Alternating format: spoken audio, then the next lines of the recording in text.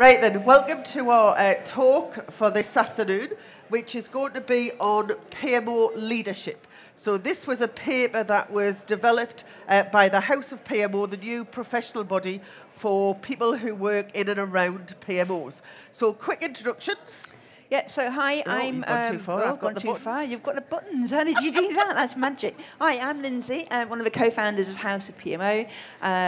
Been in and around PMOs for quite a long time. Not necessarily working within them anymore, but doing things to help people. All are still working in PMOs, including bringing them together, talking about helping in terms of career-related stuff. Also getting involved in not only PMO flash mob, but training around PMO people. But now House of PMO is all about a professional body for people that are working within PMO to help them get better at what it is that they do. So that's me. My magic button that I've got hidden. Yes. So my name's Eileen Roden, the other half. The difference, I know we're like twins, but we got different accents, right? That's how you can kind of tell us apart. So again, I met Lindsay over 20 years ago. We met, funnily enough, at a PMO event and kept bumping into each other at PMO events instead, and then just stopped going to the events and started actually kind of doing some of those events. And so we've both been kind of working in PMOs and kind of come out the other side thinking, actually, for those people who work in PMOs, there's really not much there. You end up with the dregs of project management and program management, training courses and events. So our focus has been very much on driving from the PMO perspective. So I worked very much in a PMO similar to Lindsay. I went on and developed the P3O manual best practice you might be aware of, and then the last few years working with a community project, a PMO community project, to develop the PMO competency framework. So as an amalgamation of all of that, we kind of turned a bit more corporate last year to create the House of PMO, of which we're both involved. So one of the things that we do annually is a report, which this is I think is it the 5th or 6th, I can never remember. So what we're doing is focusing on core areas around PMO where perhaps they might have not have been much that people can pick up, read, that's very specifically for people in PMOs. Things we've done before are things like resource management, portfolio management, artificial intelligence, metrics and measures. And this one we decided to go just a little bit softer but harder, which is around PMO leadership. Mainly because I don't believe there's actually been that much specifically said around people working within PMOs that focuses very much on the leadership type skills. So what we do each December, we get people around a table that have been working in PMOs for a while and people that have been doing particularly well in a certain area. So this last report is based on a lunch that we had in December at the Groucho Club in Soho, so quite a jovial session, as you can probably imagine, coming up to Christmas, lots of nice food and wine. But essentially what we do is ask a number of questions, of which, if you're interested in where we went with it, at the back of the report you'll see some of the questions that we put to people. And then from that we are able to extrapolate lots of interesting stuff that they come up with. So for example, it's not much, it's a one-table conversation, and we're asking these questions, and people that are around that table are obviously imparting their words of wisdom and giving us their experiences. The interesting thing with this, and one thing we've always found, particularly about PMO people, is that they love to share, and they really love to share the stuff that can get a bit tricky, it's a bit challenging, these are the things that went wrong, all of that nitty-gritty stuff, which goes into the report, but of course you'll never know which PMO manager said what. That's the crucial thing. So we're sharing their experiences because they've been around the block a few times, and really want to understand. The most important thing, I think, for a lot of people in PMO is that the ability to benchmark and learn from each other. Yeah, so this is what this is giving you, is some insights that are from people that are actually out there doing the job. And I think, not to kind of sell yourself short, because I know Lindsay did an awful lot of work on this, after that event, we do take everything that the 10, 12 managers have said, But actually, there's still quite a bit of work then to kind of build on that, to actually kind of produce the report. So what we've done is we've taken that and then added it and supplemented it in a way that is actually not just a record of the conversation, but actually a useful document for you to take away, read and learn, but actually then take some of the suggestions and apply them in your role, in your own PMO. So there is not just a kind of recording of the conversation, there is actually kind of another iteration of added value on top of that. So today's session, I'm going to keep it, all around the report, but we've got a little bit of a difference when we come to the end of this session. So we hope you're going to come with us. It's a bit more of an interactive flavour to some of the things that House of PMO does. But before we do that, we're going to take you through these areas of the report and just share some of the stuff that we found really interesting. So starting off with, we've said why leadership, because actually there wasn't anything specifically about leadership around PMOs, whether that be PMO people that are leading PMOs within an organisation in terms of that leadership, but also the people that are within PMOs. Leadership doesn't have to be about the person at the top. Yeah, one of the great insights that we've found from this lunch and this report is that actually every single member of a PMO has leadership skills, whether they like it or not. And so that's one of the interesting things. But we had to start somewhere. So, these were some of the questions that we'd put to them. And you can see a little bit more in detail if you want to go and pick up the report from our stand. But in terms of leadership and trying to think about, we asked that question, what does it mean to you? And we shared some of the ones that, these are very theoretical kind of leadership, definitions. There's 101 out there. But I think what came out of our the PMO managers is very much about, there's two aspects to this and being very clear that the leadership part is very different from management. And the leadership bit, and the thing that they all agreed on is that if you're going to be a good leader around PMO, it starts with the vision and the setting the vision and about being able to clearly and transparently read out what is that PMO there to do. And these are the things that, in terms of the kind of nicer definitions that fit really well with a PMO. Certainly my favourite here is a more recent one in 2010, because it is about the whole aspect around change. It is about being able to set this function that is going to help our organisations get better at project and programme management.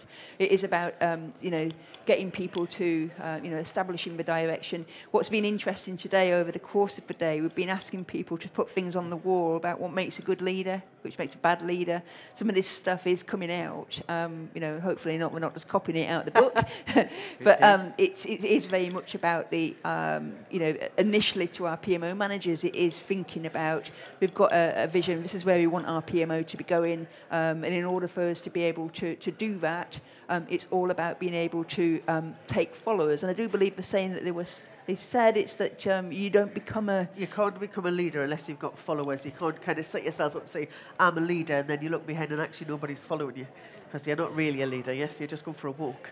Yes. So one of the things we asked when we kind of tried to go on a bit from theory, we said, well, are there any particular leadership models out there, any leadership theories that actually you think resonate with the PMO more than others, and we all have our own kind of personal preferences.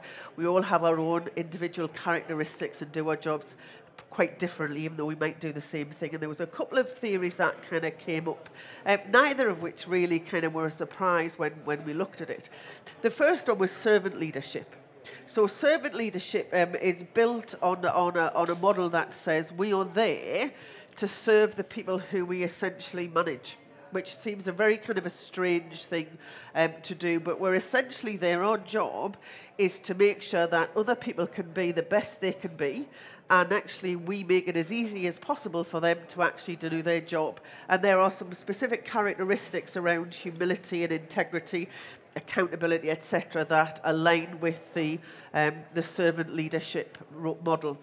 And when you think as a PMO person, that actually fits, doesn't it? We're trying to support project, program, portfolio delivery.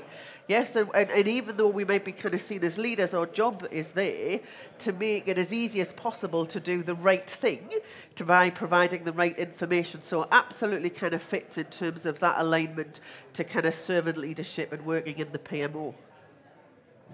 Now, the other one, which I thought was quite interesting, was authentic leadership. And I don't know whether anybody knows a little bit more about authentic leadership. And authentic leadership is really about based on your own kind of personal values. Or the concept of Simon George is your kind of true north.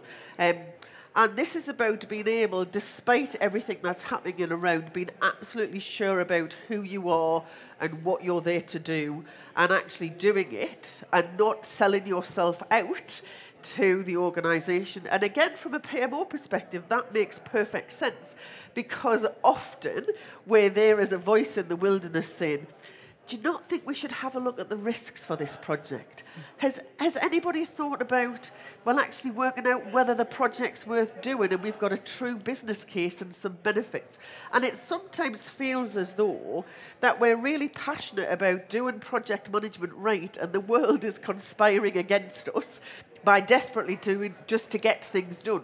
So again, to me, authentic leadership was another really kind of close alignment with the role that we play in organisations when we're in a PMO position. And I'm specifically not talking here about PMO managers and PMO directors. I'm just talking about anybody who works in the PMO.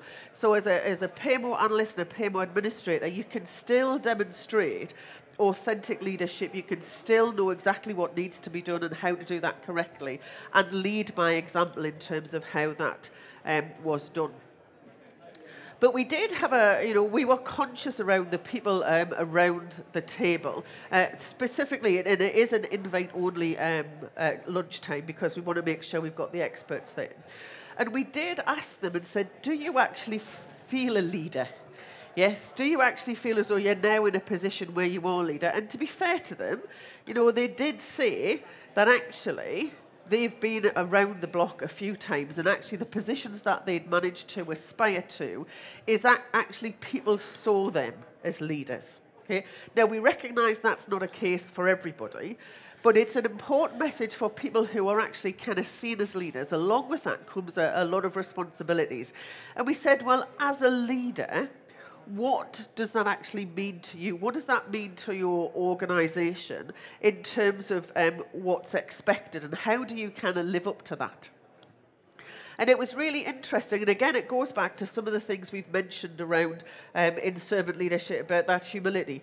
We don't have all of the answers, yes? We're not setting ourselves up, and a great bit of advice I was given a long time ago says, if you're going to call yourself the centre of excellence, make sure you're excellent first.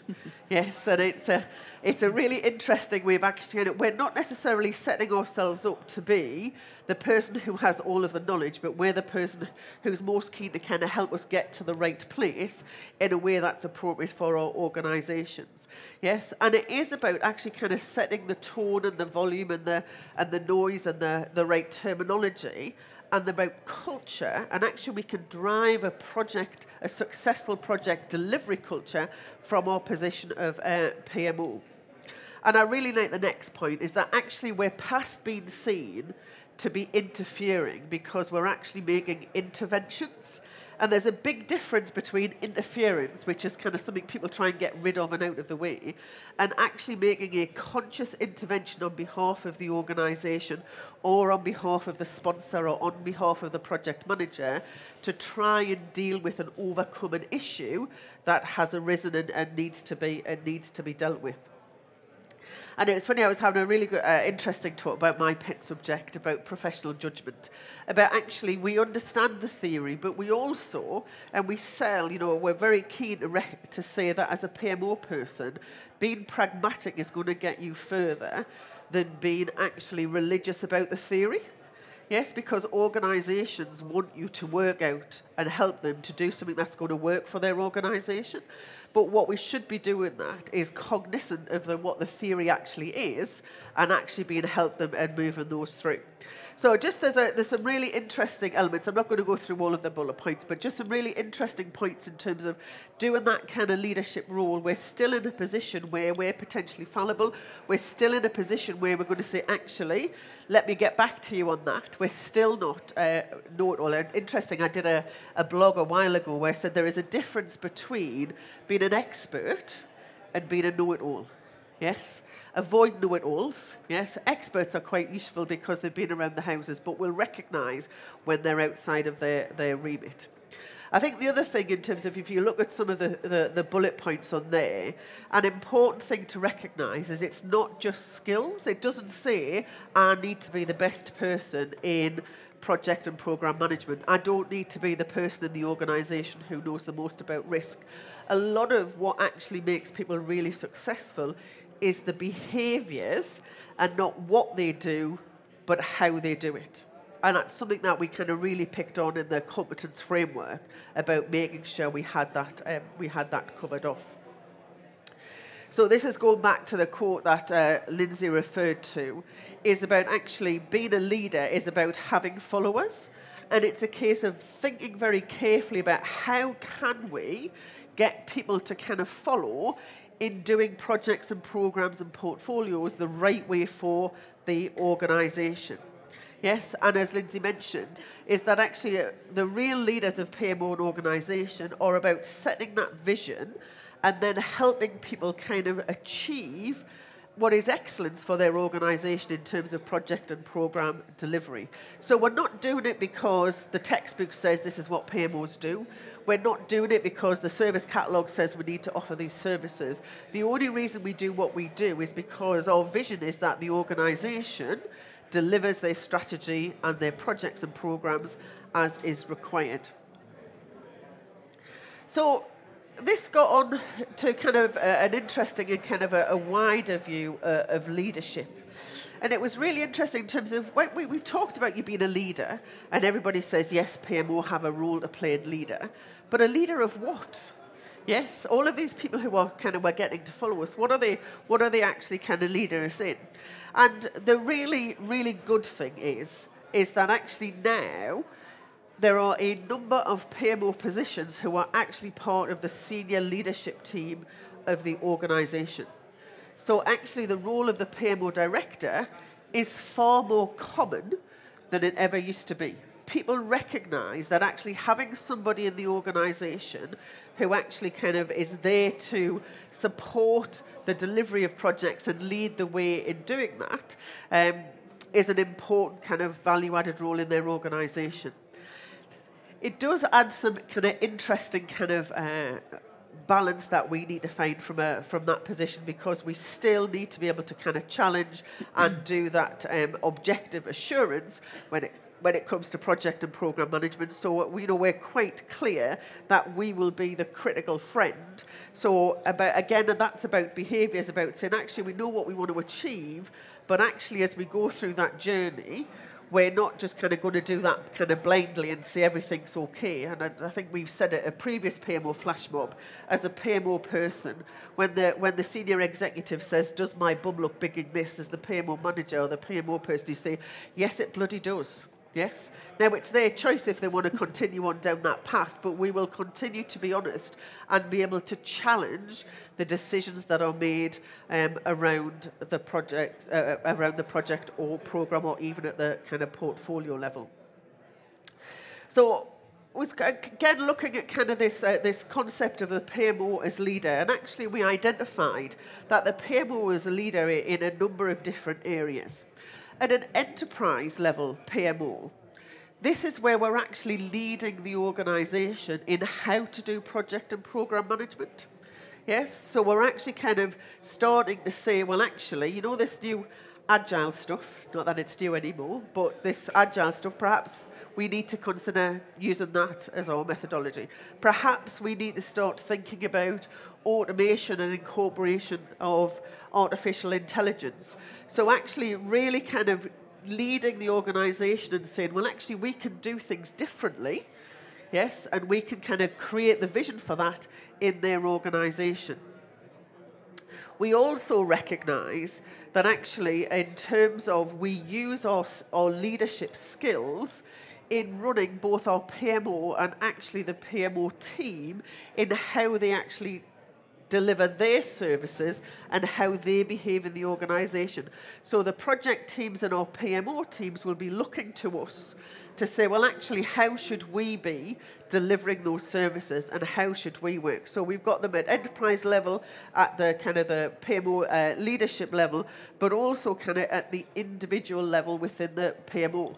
And again, we've talked about PMO directors and PMO managers, but PMO analysts, PMO administrators can actually be seen to be delivering leadership behaviours by supporting that vision of the PMO that supports the organisation's desired way of being successful in projects and programmes by using those skills in how they do their work. And again, it was a big thing that we did when we were doing the competency framework that recognised it's not just about knowledge and skills to be really good in the PMO. You can have a planner who is fantastic. Yes, who absolutely knows the planning tool inside out. You can sit them through a planning session and what you'll come out with is the fantastic resourced plan, all kind of perfect. And the project manager comes and says, never send me that person ever again. Yes, they can be disruptive during the session, their attitude stinks, and actually I just don't want to work with them again. So it's really the behaviours that make the difference, not just kind of the skills and knowledge.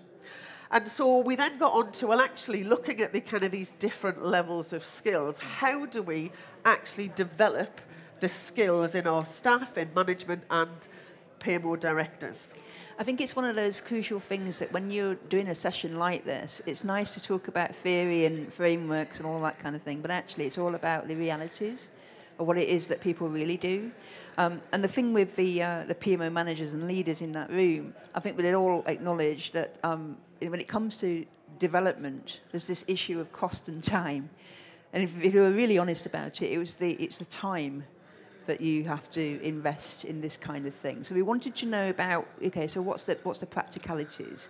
So from a development to skills point of view, I mean, you can see, the whole list here. A lot of them it is about the experience that they've built up during work themselves. The role models are obviously really important. I'm sure you can think of people right now that you've worked with before in the past, both good and bad, and those things that you'd like to probably take away from that role model and perhaps the things that you don't. Those are the obvious things that are how most people start to think about what their leadership style might be or what kind of behaviours they'd like to people to see. But I think for the PMO managers here, they're very recognising that they have to have that growth mindset because of the nature of PMO and the fact that it does change and it is changing based on what that organisation is doing. They recognise that they perhaps will have to look at different styles in order to be able to either lead that PMO function or to lead the team of people within it, or even the skills of the people that are working within that PMO. So there's that adaptability and flexibility depending on where that business is going. They found 3 different ways, apart from the stuff that you can see there's 3 different ways that they tended to think about their development. The first one was around something that actually a lot of professions do. It's certainly a very popular reflective practice. Is a kind of thing you would find in healthcare. It's what nurses do quite a lot of. It's thinking about what it is they've done as a job, how I've approached something today, how could I have done that better, how could I do that better in future, what can I learn from that. It's all of those kind of things, and actually that costs nothing.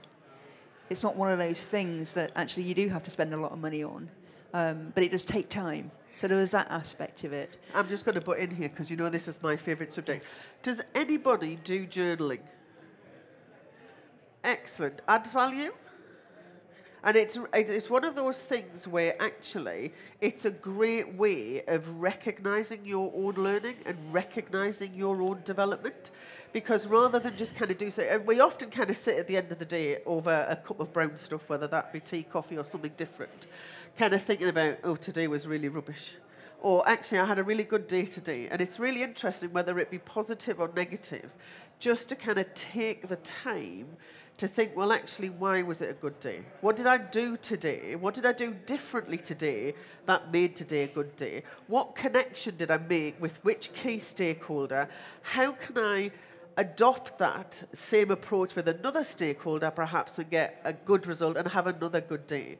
And if things didn't go as well as I'd anticipated, can I think of a better way? And it really is, as Lindsay said, it's kind of free stuff, and it's very personalised learning to you, and it's very personalised to the context within which you're working. And it's really interesting. Stephen Covey, who I often quote when I'm standing up here, who was the author of 7 Habits for Highly Effective Individuals, would always say it's really good to keep a decision diary about things you did and then go back kind of 7 days, 7 weeks, 7 months later and say, am I now starting to reap the benefits of some of the decisions and some of the approaches that I did? So being able to kind of look back and reflect on how much you've developed and how much your relationships and how far you've come is a real kind of boost. And people are really kind of concerned about, kind of somebody might find it, but a personalised journal, handwritten personalised journal, I would say, is still better than a typewritten one, as the studies have found. But I would highly recommend journaling, even though I like doing the training, but it's a great learning for your own benefit. Or journaling or reflection on practices actually being your own critical friend, because the PMO Absolutely. is supposed to be a critical friend. Yes. And actually, this is about being your own. And you can be you're often your worst critic. Oh, yes. Because you can be. It's interesting, though, about whether you're really honest with yourself. But once you get to that point where you're truly honest with yourself, it's a great way of learning. And a lot of the people who sat around that table took the time to actually reflect on what worked, what didn't work, and what we could do different. Yeah. And if you think that's not bad enough in terms of feeling a bit... Actually, the second thing that they tend to do is get the feedback from the team a lot. At least every 6 weeks was one of the, actually a really formal process, where the questions are, what do I do that you like? What do I do that you don't like? And what could I do better? Can you imagine asking your team members those 3 questions? And asking them again in 6 weeks and again in 6 weeks. But also they will then be looking for you to change. Yes, because if you've asked them twice and you've not made any difference, they're not going to bother answering you the third time. So it really kind of forces you into a position where you have to do things differently. Yeah. And the final one is obviously the development comes from the challenges that they've had. And the fact that, a lot of things are happening in the world of work, just generally making things harder for lots of people. And I think there's going to be a lot more conflict, perhaps, in work. And it's how we choose to respond to things will be the big learning curves for a lot of people. And, I think that's the final element, really, of this is really where the development happens. Yep. Yes, there are training courses. Yes, there are leadership programs. We've got an example in there where people did an executive coaching type session, which is great if your organisation can kind of fund that stuff. But actually, there is things you can be doing. And it's interesting because and I'm a big fan of training courses. It's great to learn stuff, but you only actually develop as an individual is when you put it into practice. And that's true development, yes, when you've actually kind of gone out there and kind of tried it and made it work. So this is a classic that we can't really ignore when it comes to thinking about management and certainly leadership. It's a big stat. I think most people will probably recognise, and heard of what imposter syndrome is. It's that self-doubt, whether you're good enough to be there, to do the job, all of that kind of good stuff. There's a lot of research and materials on imposter syndrome. We're not here to recount over it. But what is interesting is that after we did this session, we did go a bit wider in the community and to ask, just to make sure that actually it isn't just these people around the table, but it's pretty big numbers, and which is fine. I think that what we're finding from this is that it does affect people, and actually it's okay to have some self-doubt, because actually that does help us in terms of wanting to get better and to move on. One of the insights that you found from this is that it's not necessarily just about having more experience that this, the imposter syndrome tends to reduce. It's actually a little bit more granular than that. But actually it gets better as your PMO matures and that your PMO is doing the job that it's supposed to be doing. So there is that link between, I guess, you are affecting that as the leader, but it's got a lot of other nuances there, and it's not just about your job within it. It's the whole team, which is why it's quite an interesting insight that they've found that over time that the more mature things got, the better their own imposter syndrome actually actually became. And there is some insights and lots of recent research. A latest one is from Adam Grantin, just literally last year in 2021.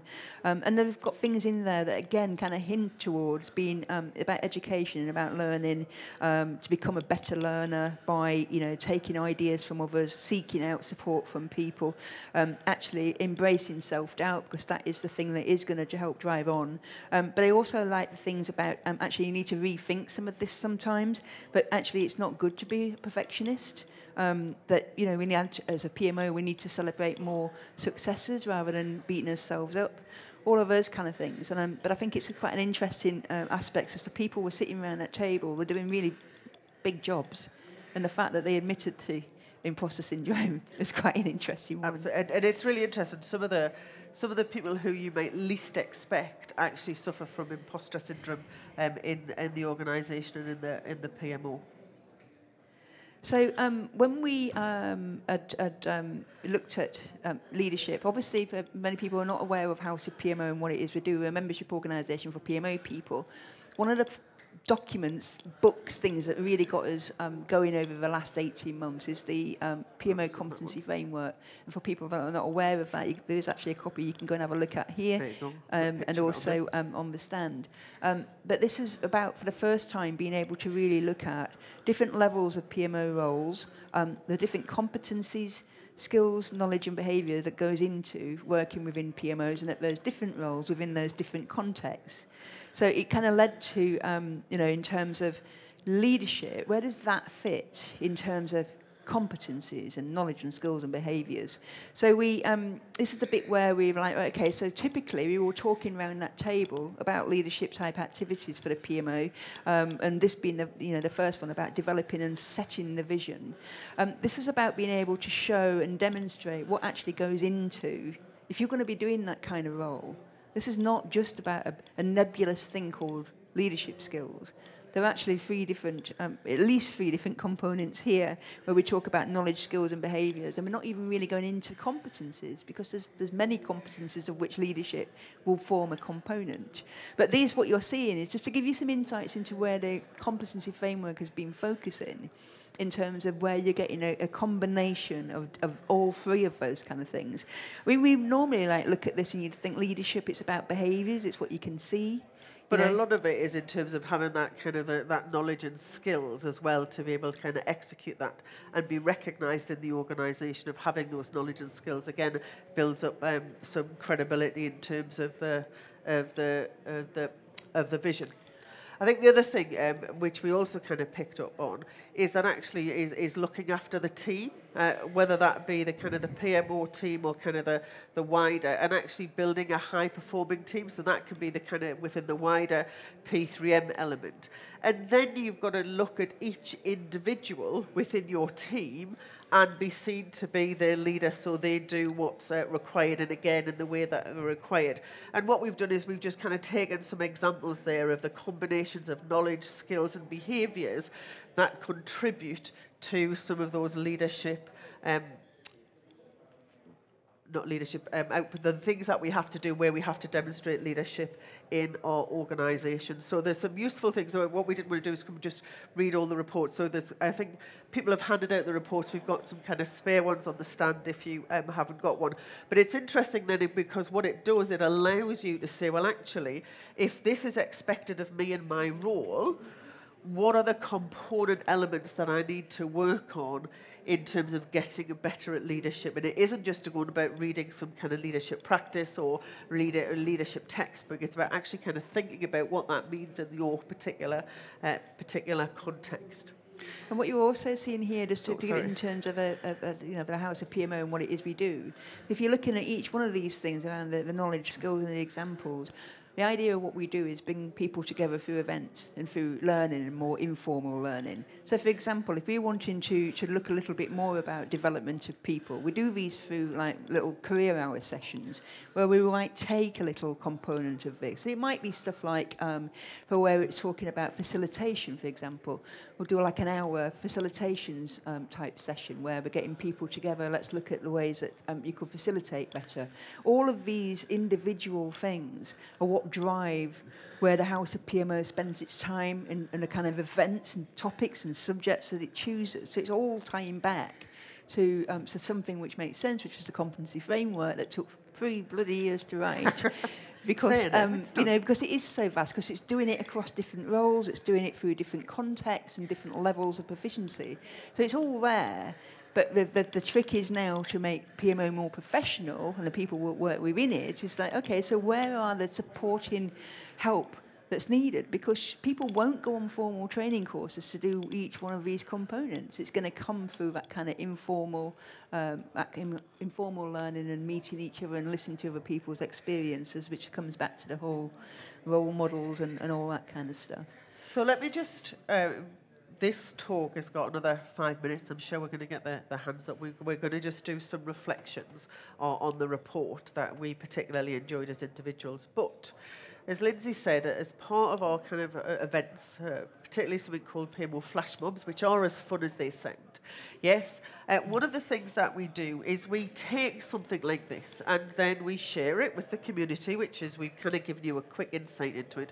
And then we say, well, actually, that's not the end of the matter, because there's lots more knowledge out there amongst the community that is useful to other people. And again, I personally, I always think with my mouth open. Yes, so it's kind of during kind of conversations that I get lots of light bulbs going off. And often it's not the listening, it's when I'm talking, oh, actually, Eileen, that's rubbish, but, however, there's a good point over here. And so it's that kind of conversation, stimulating that discussion, that drives additional learning. So what we're going to do after this session, we're going to do just that. So we'll finish this session, we've got a couple more slides, and then for those of you who want to kind of stay around and talk about it, we've got just a facilitated session where we can get some more learning and sharing, and then we'll generate some output after that conversation, which you'll be able to pick up at the House of PMO website. So yes, so there's a bit of that to come after we've kind of finished this particular session. Okay, so there's quite a lot in this whole kind of 3 hours. So what we did was pulled out like the things that we particularly liked. I really like the authentic leadership stuff, because actually I just feel that if I'm going to do that kind of role, it's got to sit really nicely with my own values and things that's important to me and the principles that I own and all those kind of things. And I think, let's not kid ourselves that people can see through stuff. If you're going to be anything other than authentic, I think your people that are within your team or the people that you're leading are going to find you out pretty quickly. So I think it's quite and you're not staying the distance. You're not staying the distance, and I'm surprised. I'm sure it becomes really stressful as well over time. I really love the things about everybody in the team being a leader. And it was demonstrated by an example on the day was saying, well, take for example, they've got a PMO analyst that goes to one of the meetings. Within that meeting, they're alternating between leading and following all the way through that meeting. Yes, 1 minute they're taking some direction from some like a project manager. The next minute they're calling out that project manager and saying, you know what, I think that doesn't feel right. I think we need to look at that. So they're going to lead in a little bit. And then so it's backwards and forwards all the time. And I really like that example that people have said. And from their point of view, as being the PMO manager and leader of that team member, they want to be able to help those people build their leadership skills more and give them more opportunity, because they will become the next generation leaders within the business. And it's the people that are, I think it's a really nice way to be able to see that actually leadership skills can start at any level. So it's just something that I really thought was really nice to think about. And the other bit that we'd not shared today was this, and I think it's still going on, based on the conversations I've had today with PMO people, there's a real problem with the hybrid way of working at the moment. And PMO leaders are really feeling this, managers or leaders are really feeling this at the minute. They've got some people in the office, some people at home, all sorts of stuff going on. And it's a particularly difficult time. It's new. It's, they're feeling the way, they're talking about things like resilience and all this kind of stuff. But I think it is one of the biggest problems right now, and we do talk and go into a little bit more detail in the report about that. So if you're feeling the pinch about all of that at the minute, have a read of it. Yeah. So in terms of kind of my takeaway, is really about this kind of soft skills and behaviours. It's a long held view, and I did a stint as an HR manager where I absolutely learned the benefits of all of the kind of the soft skills, and it really is the thing I think that makes the difference between somebody who's capable as opposed to competent, and the difference between okay at your job and being great at your job. Yeah, and it's great to see that after all of this time, PMO managers, PMO directors are actually part of the organisation leadership team and actually being seen to kind of play a leading role. And the bit that is still kind of very close to my heart is this whole kind of concept of journaling and reflective practice, a thing that really is not done enough of in my kind of personal view. So, final words then in terms of being a PMO leader is not necessarily easy. It's absolutely, completely embedded within the role of the PMO. So whatever level of PMO you are, you will need some leadership skills and will be required to demonstrate your leadership. Even if it's not kind of perfect, it will make a difference to you, your team, and your organisation. So if you want a copy of the report, it's up on our library, Lindsay. It is. It's in the library online. You can become a free member and you can access all of the reports, not only this one but the previous 5 as well. You can go and pick this one up right over there on the chair there. So if you want to take a copy home, you can do that. Also, if you want to have more access to great PMO stuff, go and have a look at how PMO consider becoming a member. Do you want to take today. some questions? Anybody got any immediate burning questions? There is one at the back. There's a lady with a microphone, so... And everybody else is scurrying off. Thank you. Was there any mention at the lunch of the importance of communication as a leadership skill, particularly for PMO leader, because of the nebulous nature and constantly having to explain what you do, and also communicating with other leaders around the vision and the purpose of the function? Yes, so it is a defined skill within the competency framework, and it's linked to some of those activities that we identified. So it is. To be fair, there's not a huge bit there on communication, but it is actually referenced. Yes. Got one more question, and then we're going to just do a bit of see what we've got left to do, a bit of an exercise. Hi there. That was a great 45 minutes, so thank you very much for that. My question is, I'm beginning to set out a PMO and run the sort of starts our journey. And I was wondering if you had an opinion on whether it would be better to try and launch as a big bang of here's our fully formed product, or if we should maybe, we've not got a lot of time pressure or eyes on us, so we probably spend some time incubating and releasing like stages. How would you feel? What should I be considering? So I think the important thing is just to be sure about what you're about, in terms of having that vision of saying this is what the PMO has been set up to create. Now, and this is the difference we're going to make across the organisation. Now, if you've got that agreed vision, now some organisations spend a bit of time actually getting that agreed, but then do a gradual rollout. In some organisations, because of the challenge of people not necessarily understanding what that is, sometimes it takes a period of time for that vision to solidify. So if you've got a vision that you're happy to share, and particularly somebody else was talking about this morning, the sponsor is happy to say, I've set the PMO to do this, then it gives you some period of grace to develop some of your services before you deliver. But if you're in an organisation where people are not sure, then I would suggest doing an incremental rollout of the services would work better. Right. Then. Finished? Yep. Part 1.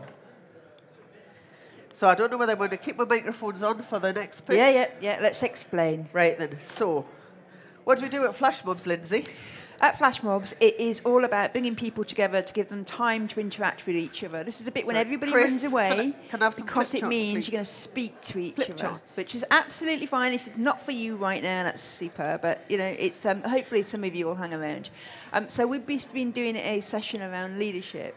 And, we've got I don't know how long this show is open for another hour or whatever, but we're going to spend about half an hour just looking at a little exercise, because this is the kind of thing we would do. Yeah, we wouldn't expect you to turn up to a flash mob event and just go, hi everybody, you know, that's it. What we try to do is get people to engage with each other.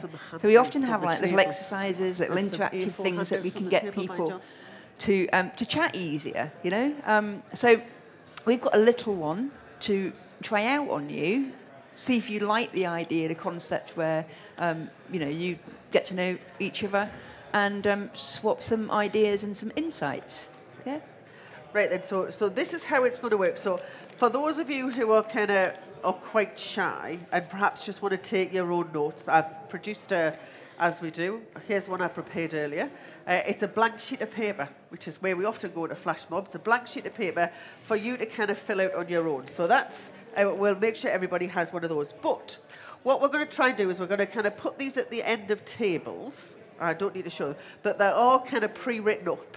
And they're there. We're not necessarily expecting, in fact, actually we don't like textbook answers. What we like is kind of real answers of things that have meant something to you in your organisation. So this is where you kind of sharing about what you've seen and what you've kind of been through. So what we're going to be looking at is kind of 3 different aspects to say that actually part of our role is leading the PMO team. So if you're a PMO lead or a PMO manager, PMO director, you're going to have some people who report into you, and they will look to you as their leader. Okay? You will. Yes, actually, you might be a PMO person. Now, you might be a PO, a project office of 1, or a POT, a PMO of 2 or 3, so not a huge team. But actually, you're seen there to be the leader of the PMO, which is different, subtly different from being the leader of the people within that PMO. So how are you kind of the figurehead and driving what the PMO is there to do? And then finally, actually, you could be actually leading the way we do P3M in the organisation. So we may not necessarily be head of delivery and have all of the project and programme managers reporting into us, but certainly we might be the head of that centre of excellence or the standards office, where we are defining the project management methods and processes that we want the PMOs and the project managers to use. And what we're interested in is, well, what have you seen? Yes? What have you seen people do in each of these 3 different areas? And what is it you do, or do you think you could do, to really kind of step up your leadership in each of these 3 areas? So as I say, we're not looking for any textbook answers. It's really about some kind of conversations and oh, did you do that? You see, I think I couldn't try that because that wouldn't work for my organisation, but potentially I could try something similar. So this is about kind of discussion. So we've got, I think, 6 flip charts. Chris is going to get some pens for me, aren't you, Chris? They're in the PMO training stand. They've got some, we'll go and pinch some of their Sharpies to play with. We're just going to leave you about kind of 10, 15 minutes. So you've got 3 flip charts. Write what you want to write, and then if anybody wants to share something, we'll come back in about 15 minutes. Lindsay and I will just kind of wander around and have some chats with you as you go.